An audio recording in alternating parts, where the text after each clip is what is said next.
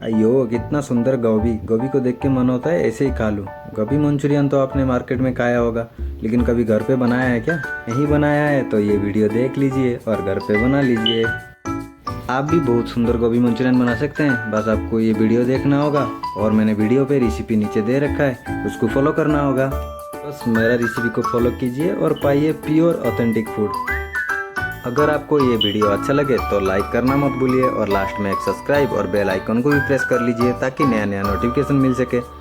अगर आपको कुछ नया रेसिपी चाहिए तो मुझे कमेंट कीजिए, मैं लेके आऊँगा आपके लिए ज़बरदस्त recipe. Thank you for watching this video. See you in the next video.